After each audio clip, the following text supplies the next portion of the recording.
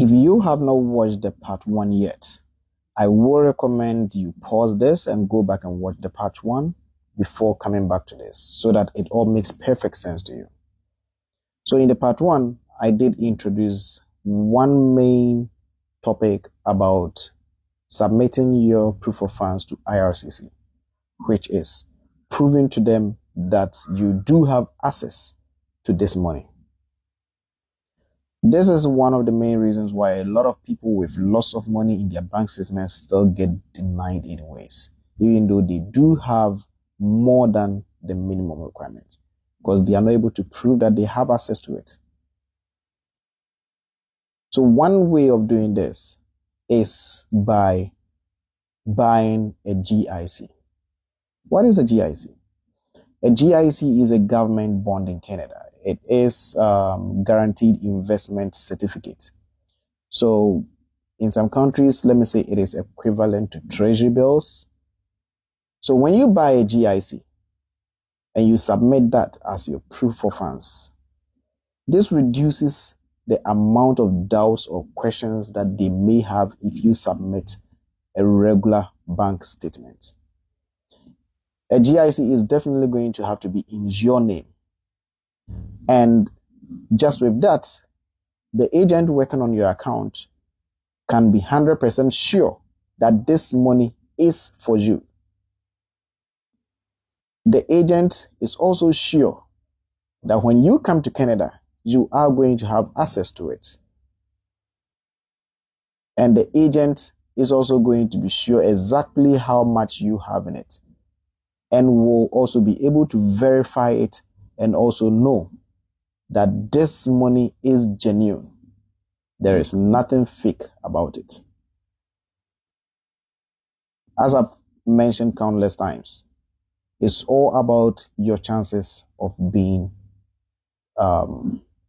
given the visa and not being denied, being accepted. So if they don't really have a lot of doubts about the documents you are presenting or the documents that you submitted, then it means there is a high chance of them granting you your visa. I've spoken to a lot of Indian international students, and everybody in Canada knows we do have a lot of Indian international students. And that is what a lot of them do. Most of them come in with a GIC account.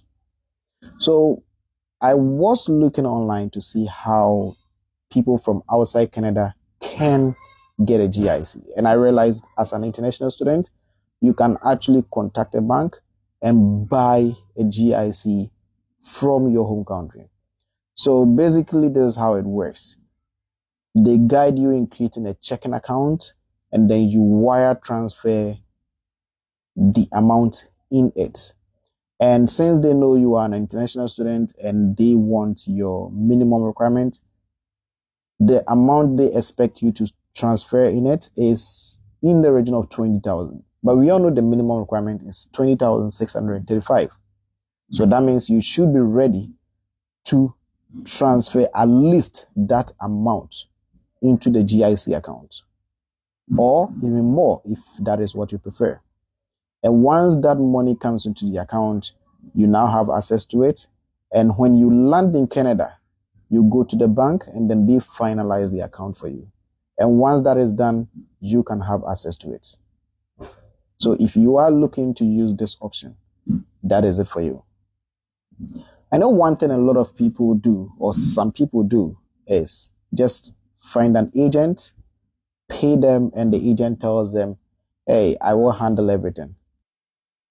One thing I know some people do is just find an agent and just pay them some money, and the agent tells them, oh, I will handle everything. So they don't even bother to give them a bank statement. And in this case, the agent is still going to need a bank statement. So mostly they will just send in a fake bank statement anyways. And when that is found out, it means your visa is going to be denied. And mostly when it gets denied with such fake documents, you also get a ban. And even if you don't get a ban, because they are just suspecting it but unsure whether it was fake or not, they will still have questions on your subsequent applications. So in order not to have them doubting you every time you send in an application, you make sure you do not submit fake documents or just leave your application to an agent to do whatever they can by themselves. Or in the end, you will be the one who will be affected. And one thing too is, for most agents, when you get denied, they will just tell you get denied. They won't even show you your letter. So when you get banned, you don't even know, and you will keep applying and you keep being denied. This is also one reason why I say, if you get denied a visa, make sure you apply for a GCMS notes, know your exact reasons before you think of applying again. I hope this makes sense. Do not just let an agent use a fake document to apply for your visa, or it will definitely affect your subsequent applications.